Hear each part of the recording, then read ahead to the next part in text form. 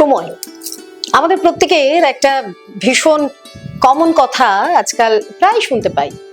সময় ভালো যাচ্ছে না, বা সময়টা কখন ভালো যাবে, এই সমস্ত কথাগুলো যখন কানে আসে, তার পাশাপাশি সব থেকে যে বিষয়টা আলোচ্য বিষয় হয়ে উঠেছে তা হলো যে বাস্তু। এই বাস্তু কথাটার সাথে পরিচিত আমরা অল্প বেশি সকলেই, কিন্তু বাস্তু ঠিক আছে কি বাস্তু ঠিক নেই, বাস্তু দেখে ফ্ল্যাটটা কেনা হলো কিনা, বাস্তু দেখে দোকানটার আমরা কিনলাম কিনা, এই ধরনের কথাগুলো যখন কানে আসে তখন বুঝতে পারি যে মানুষ কতটা কনসিয়াস হয়ে গেছে এই বাস্তু নিয়ে।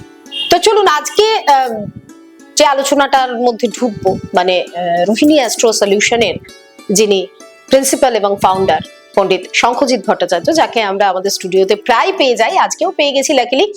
তার কাছ থেকে একটু বাস্তু নিয়ে শুনবো, যে বাস্তুর সমস্যা হলে কি হয়, বাস্তু আদ্যপান্তে বাস্তু কি, কেন আমরা বাস্তু দেখে সমস্ত নতুন গৃহ বলুন, দোকান বলুন, এই সমস্ত কিছু কেন করব।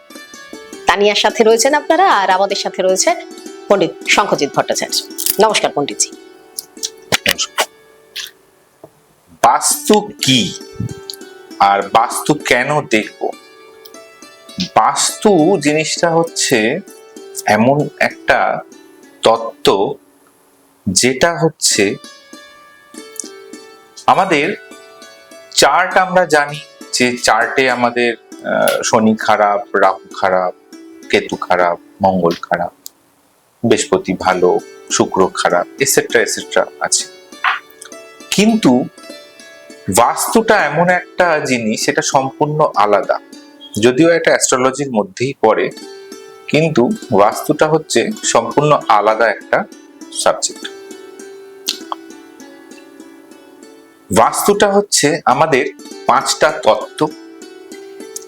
এই 5টা তত্ত্বের ওপর, যেটাকে আমরা বলি পঞ্চভূতের শরীর, তো প্রত্যেকটা জিনিসই কিন্তু সেই পঞ্চভূত দিয়েই তৈরি বা পঞ্চভূতেই শেষ। সেই 5টা তত্ত্ব কি কি? অগ্নি, পৃথিবী, বায়ু, জল আর আকাশ। এই হচ্ছে 5টা তত্ত্ব। এই 5টা তত্ত্বের এবারে আমরা জানি যে আমাদের বাস্তুগতভাবে যে দিক, কতগুলো দিক রয়েছে। ইন জেনারেল আমরা জানি যে আমাদের 4টে দিক।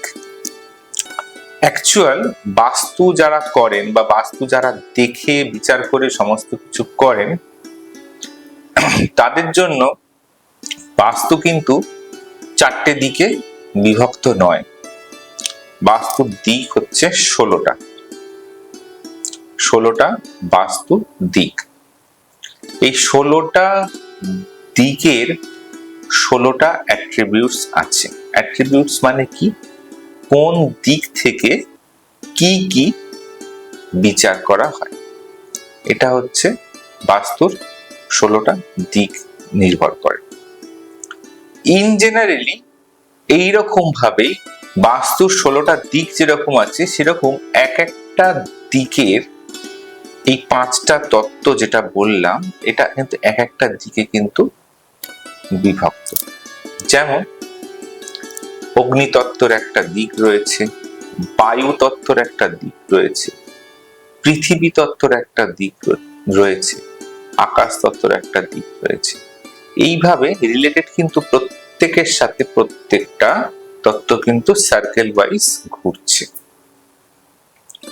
আর এই বাস্তু হিসাবে যখনই আমরা একটা ব্যবসার জায়গা বলুন বা বাসস্থান যখন আমরা নিচ্ছি বা কিনছি, সেটা যদি ওই তত্ত্বগুলোর সাথে মিলিয়ে যদি আমরা ঠিকভাবে ঠিক জিনিস ঠিক জায়গা মতন যদি আমরা প্লেস না করি, তাহলেই কিন্তু আমাদের বাস্তু ডিস্টার্ব হয়ে গেল।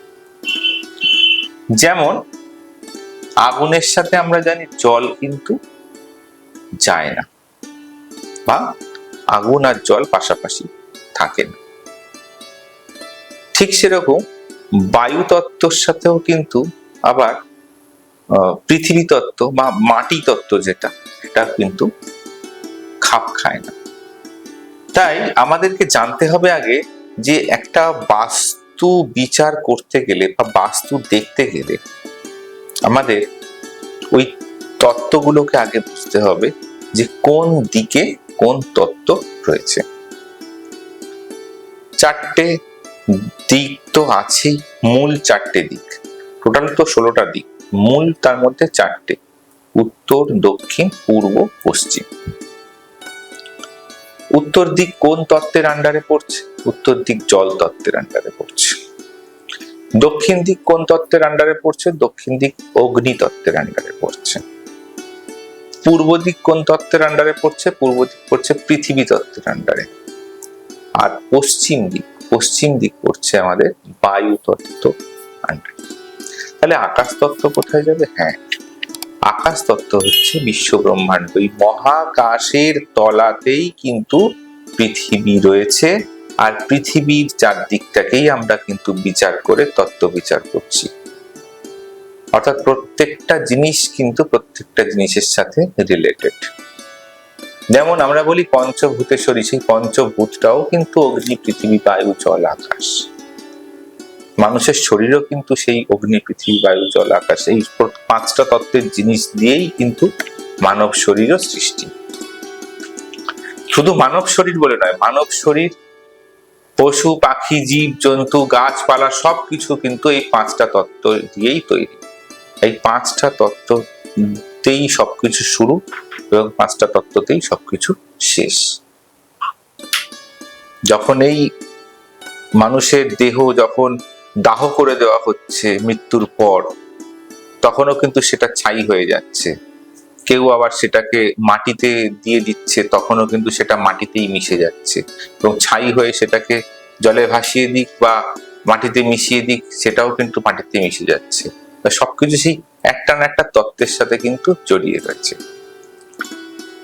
তো এই হচ্ছে আমাদের বাস্তু। তো এই বাস্তু হিসাবে আমাদেরকে যদি দেখতে হয়, তো এই বাস্তু কিন্তু আমাদের মানুষের প্রত্যেকটা মানে চাহিদা বলুন বা ভালো থাকা বলুন, সুস্থতা বলুন বা অর্থনৈতিক কন্ডিশন বলুন বা রোগ ভোগ বলুন, যে কোনো রকম ভাবে সমস্যাতেও যেরকম বাস্তু এফেক্ট করে, আবার সলিউশন করার পরে এই সব প্রবলেমগুলো যাদের নেই, তারা হয়তো ভীষণ ভালো রয়েছে, তাদেরও কিন্তু বাস্তুটা কিন্তু ডিপেন্ড করে।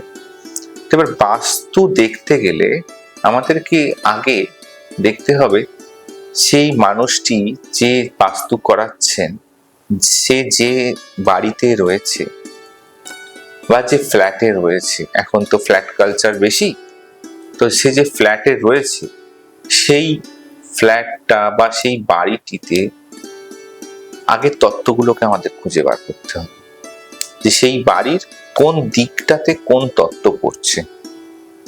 এবার হয়তো আপনাদের মনে হতে পারে এটা আর কি এমন জিনিস, হয়তো মোবাইলের কম্পাস ধরলেই আমরা বুঝতে পেরে যাব কোনটা কোন দিক। না, একদমই তা নয়। যারা বাস্তুবিদ, যারা বাস্তু বিচার করছে, আপনি কম্পাস যখন একটা জায়গায় রাখছেন সেটা একরকম ভাবে আপনি দেখতে পাচ্ছেন, কিন্তু সেই কম্পাসটা দেখার কিন্তু একটা পদ্ধতি রয়েছে, সেই পদ্ধতিটাকে জানতে হবে। আর বাস্তুটা আপনি যেখানে দেখছেন যে আপনার নর্থ, এক্স্যাক্টলি কিন্তু আপনার বাড়ির নর্থ কিন্তু সেটা নাও হতে পারে। সেটার জন্য প্রয়োজন কিন্তু বাস্তুবিদ, যে বাস্তুটা জানে। কারণ আপনি মোবাইলে দেখে নিলেন যে এদিকটা উত্তর, এদিকটা দক্ষিণ, এদিকটা পূর্ব, এদিকটা পশ্চিম, কিন্তু যখনই ওই 16টা দিক বিচার করে যখনই কম্পাস ফেলা হবে, তখনই দেখলেন যে আপনি যেটাকে নর্থ ভাবছিলেন সেটা হচ্ছে এক্স্যাক্ট নর্থ নয়, সেটা হয়তো নর্থ নর্থ ইস্ট অথবা নর্থ নর্থ ওয়েস্ট অথবা নর্থ ওয়েস্ট অথবা নর্থ ইস্ট, এর মধ্যেও কিন্তু পড়তে পারে। তার জন্য যেটা করতে হয় সেটা হচ্ছে, দেখবেন আমরা যে গুগল থেকে বা হোয়াটসঅ্যাপ থেকে আমরা লোকেশন জিনিসটা যখন পাঠাই, তো ওখান থেকে যখন কাউকে লোকেশনটা পাঠালাম, আমরা তো ফলো করি না খুব একটা, তো লোকেশন যখনই আমরা পাঠাই তখনই ওখানে কিন্তু যার কাছে লোকেশনটা গিয়ে পৌঁছলো, সে যখনই লোকেশনটা ক্লিক করে তখন কিন্তু ওই লোকেশনের পাশে একটা সার্চ বটন আছে, সেই বটনের মধ্যে কিন্তু একটা ডিগ্রি উঠে আসে। যখন আপনি আপনার বাড়িতে বসে যখন কাউকে ওই বাড়ির লোকেশনটা পাঠালেন, তখন যে ডিগ্রিটা উঠে আসলো সেইটা হচ্ছে কিন্তু আপনার বাড়ির এক্সাক্ট ডিগ্রি। পণ্ডিতজি, বাস্তু তো একটা বিশাল বিষয়, হ্যাঁ, অনেক বড় বিষয়। এবং এই বিষয় সম্পর্কে যদি আমরা আরো অনেক কিছু জানতে চাই, তো সেটা তো এই এত শর্ট টাইমে এভাবে বলা যাবে না। একদম তো না। আমি চাইছিলাম যে যারা আমাদের অনুষ্ঠানগুলো দেখে বা আপনার ভিডিওগুলো যারা ভীষণভাবে লাইক করছে, দেখছে, যারা সেই জায়গা থেকে তারা তাদের সমস্যাগুলো সমাধান পাচ্ছে, এটাকে আমরা একটু টু বি কন্টিনিউ করতে চাইছি।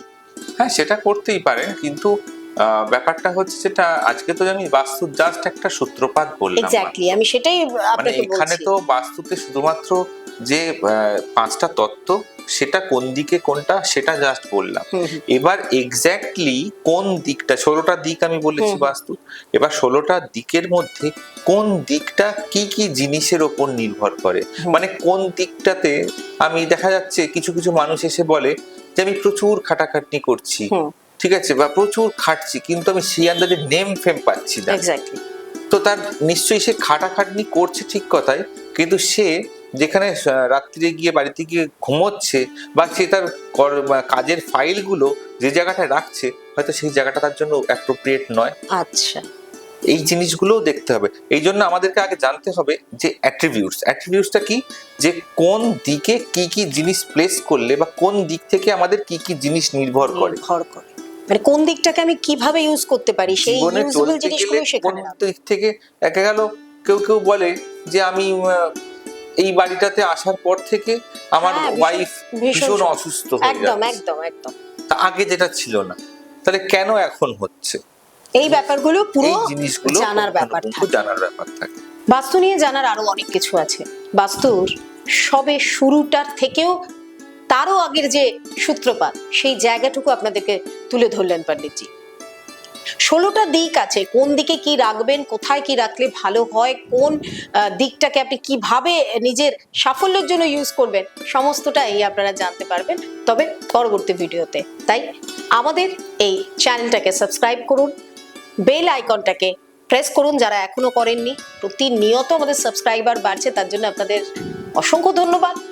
আর একটা যেটা কথা, যেতে যেতে অবশ্যই কমেন্ট বক্সে লিখে যাবেন যে আপনার বাস্তুর কোনো সমস্যা আপনি কি ফেস করছেন।